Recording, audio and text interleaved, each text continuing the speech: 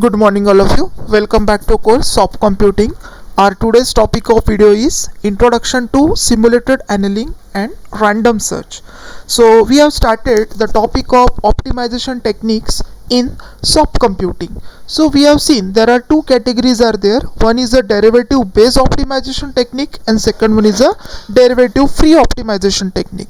So we have started the concept of derivative derivative free optimization technique. So the specialty of derivative free optimization technique is that in this case we are not taking the derivative of objective function, but what we are doing, we are taking the repetitive evaluation of objective function to check that whether we reach to optimal solution or not. See, optimization technique is very important to find the optimal solution, because we know that in the problem space, in the search space, a number of solutions are already exist. So optimization technique help us to find that particular optimal solution. So we have seen genetic algorithm. We understand that how genetic algorithm help us to find the optimal solution with the help of max1 problem. Now in today's video we are going to discuss about more derivative free optimization technique, that is simulated annealing and the random search. So in today's video we are focusing on these two techniques. Now let's discuss simulated annealing first. So simulated annealing is a derivative free global optimization method.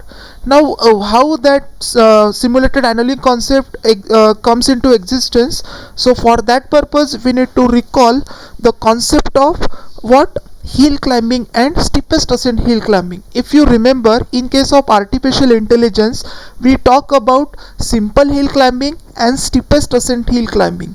So these two again, hill climbing and steepest ascent hill climbing, these are the again another technique to find the optimal solution. Okay, so there you find that this problem may be faced. So simple hill climbing and steepest ascent hill climbing faces a problem of local maxima. So what is that problem in the local maxima? So in case of simple hill climbing, as its name suggests, you need to move in a forward direction or you need to move in a upward direction, because its name suggests hill climbing. That means you are climbing on the hill in order to find the optimal solution. So in simple hill climbing, you have started your journey from this bottom and you are moving in a upward direction in order to find the optimal solution. So once you reach over here and then you move here, so you found that this solution is better as compared to this, so we considered that this is our optimal solution. But this is not the case. This is only the local maxima, but your actual global maxima is present over here. But in simple hill climbing you stuck over there, you will stuck in the hill climbing and steepest ascent hill climbing. So this is what a problem that we face in simple hill climbing and steepest ascent hill climbing. And this, to overcome this particular problem, there is a concept of simulated annealing, where you cannot where you can move in a upward direction also and you can move in a backward direction or in a downward direction also, which is not the case in case of simple hill climbing and steepest ascent hill climbing.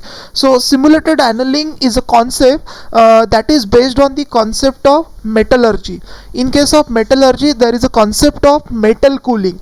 So metal is heated for particular temperature and then allows it to cool that metal. Related to this concept of simulated annealing comes into existence. So that's why we're saying that this concept is based on the concept of metal cooling in case of a metallurgy. And what is the use of this simulated annealing? Simulated annealing help us to find the global maxima. Simulated annealing help us to find the global maxima. How? So in case of simulated annealing, once you reach up to this, then you move to this direction. So you found that this is not optimal solution, so you can jump to the previous direction in a downward direction and then you can take a jump.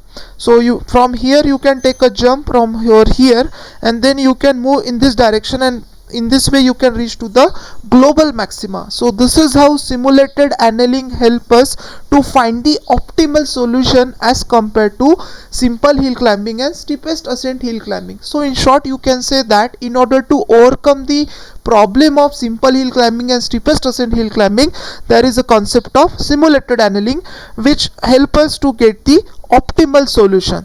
So that's why we have written over here, simulated annealing help us to find the global maximum solution, and it is suitable for combinatorial optimization problem, and it helps us to find near optimal solution. This is what a specialty of simulated annealing. And we are saying that simulated annealing is somehow slow. Why it is slow? Because in this case you are moving in upward direction, then you evaluate the state, then you are moving in a backward direction, again you are moving in a forward direction, so it takes time. That's why we are saying that simulated annealing is a slow process as compared to any other one. Simulated annealing is slow as compared to other technique. So it can be used in a traveling salesman problem to find the optimal path. As I told you, that simulated annealing is a concept that is used to find the optimal solutions. So you can use it in a traveling salesman problem to find the shortest path, to find the minimum cost path to reach to the all the cities. So that is possible with the help of simulated annealing.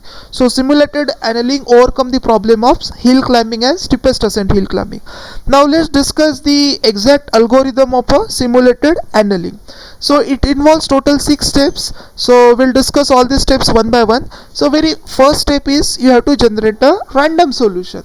So in this case we are following the simple strategy that you follow while finding the largest number in an array. Suppose you are given an array and you have been asked to find the largest number. So what strategy you will adopt over there? You consider first element as the largest element, and then you are going for comparison. You are just comparing second number with first, then third number, and then you finally you reach to the number which is a largest number. So similarly, in case of simulated annealing, initially you have to generate a random solution, initial solution. After that you need to calculate its cost by using cost function. Cost function help us to evaluate the cost of given solution. Suppose you have found this solution, now it's your duty to evaluate its cost, because it's a random solution, it's an initial solution. You don't know whether it's an optimal solution or not. Unless and until you will not doing the comparison, you can't reach up to conclusion that this is your optimal solution. So in step number 2, what you have done, you are just evaluated the cost of the random solution that you have found. Now in step number 3, you need to find again another neighboring solution. You have considered this one, now you need to consider more number of states, because in the search space, in the problem space, more than one solution exists. You need to evaluate all the solution and you have to make a comparison which solution is having a lowest cost. That's why in step number 3 we are generating a random neighboring solution and evaluating its cost. Now we have available with two solution, initial solution and a new solution. Now in step number 5 we have to make a comparison, that we need to compare the cost. Means whatever the new solution that we obtain, it has some cost, and current solution also carries some cost. So in this case there are two possibilities are there. If the cost of new solution is less as compared to old, then you have to consider new solution is a best solution currently, and if the cost of new solution is greater than the cost of old, then you need to consider current solution itself, and you have to move in a different direction to find another neighboring solution. And then in step number 6 you have to repeat the steps 3 to 5. Okay, you have to generate a neighboring solution, again you have to calculate the cost, and you have to make a comparison with the initial one. So this process has to be continuously repeated again and again until acceptable solution is found or maximum number of iteration is reached. As I talk about the stopping criteria in derivative free optimization technique, there are two stopping criteria is there. One stopping criteria is based on the number of iteration, and second stopping criteria is once you reach up to acceptable solution, means whatever your expected solution that you will reach, you can stop over there. So this is how two stopping criteria you can use in a derivative free optimization based on on the number of iteration or based on the desired solution. Once you reach to desired solution, you can stop over there. So this is how simulated annealing algorithm works, and it helps us to find the optimal solution. So now next we discuss about another technique, that is random search. So random search is another derivative free optimization technique other than genetic algorithm and simulated annealing, and the specialty of this technique is that it is very simple method as compared to other method that we have discussed till now.